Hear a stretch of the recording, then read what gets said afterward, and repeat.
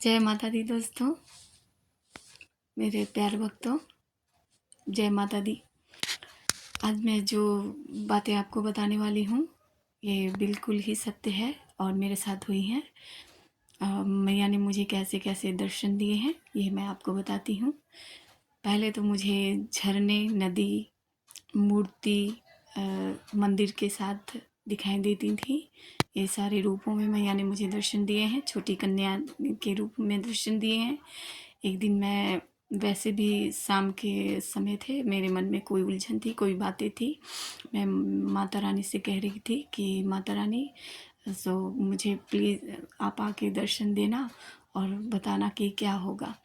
तो माता रानी सच में देखिए चमत्कार। मैं तो इसलिए माँ को बहुत ज़्यादा ये करती हूँ, इनकी बातें करते हुए, इनकी भजन सुनते हुए, इनको देखते हुए, इनके जगह पे जाते हुए मैं बिल्कुल झूमने लगती हूँ, बहुत ज़्यादा भावुक हो जाती हूँ।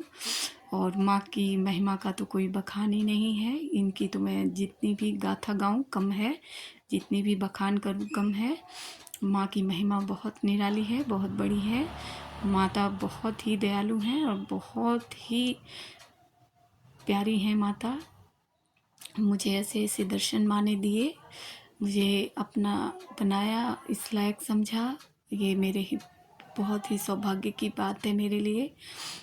दोस्तों, मेरे साथ ऐसा हुआ था कि मैं एक दिन सो रही थी एक रात को, तो निद्रा अवस्था में मुझे नैना देवी के दर्शन हुए थे। बहुत बड़ी बड़ी आंखें दिखाई दी कि जैसे वो निकल कर बाहर आ रही है। तो मैं थोड़ी उस रात डरी भी थी। फिर वो स्वप्न स्वप्न नहीं लगता, वो लगते बिल्कुल साक्षात दर्शन हो रहे हैं। फिर मैं सुबह उठकर स्नान आदि करके पूजा पाठ की और बहुत खुश हुई, माँ से कामना की, जय माता दी आपने मुझे दर्शन दिए, बहुत मुझे अच्छा लगा। और सच मानिए भक्तों, मैंने कभी नैना देवी का दर्शन फ़ोटो से भी नहीं किया था। मैंने नैना देवी को नहीं देखा था कि उनकी आँखें कैसी होती हैं। तो मुझे बहुत ही प्रसन्नता महसूस हुई भक्तों। और एक रात मुझे माता रानी ने ऐसे दर्शन दिया था कि मुझे लगा मेरे गेट पे कोई 2 शेर बैठे हैं और उसके बगल में कुत्ता खड़ा है काला सा। ऐसा मुझे दर्शन हुआ था भक्तों।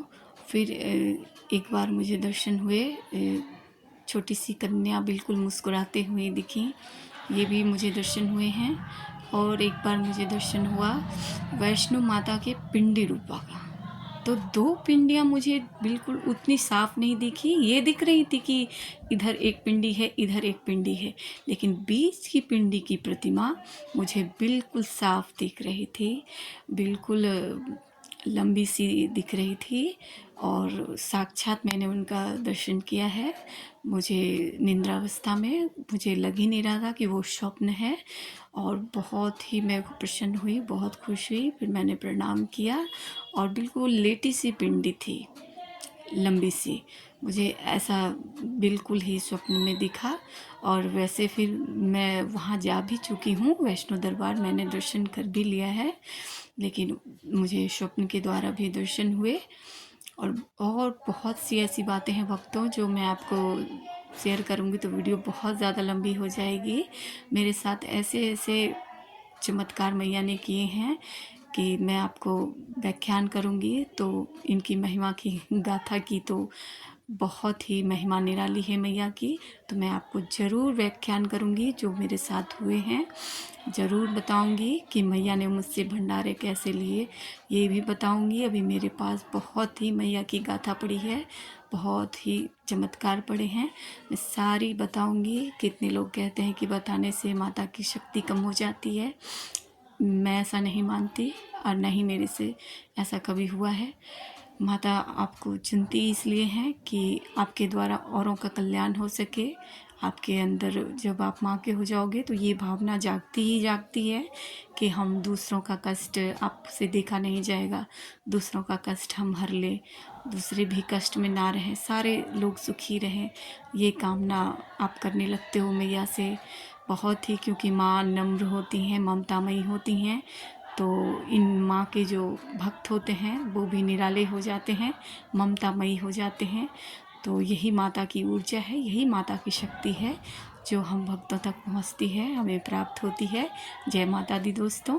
हम आपको नेक्स्ट वीडियो में बताते हैं मैया की एक और गाथा।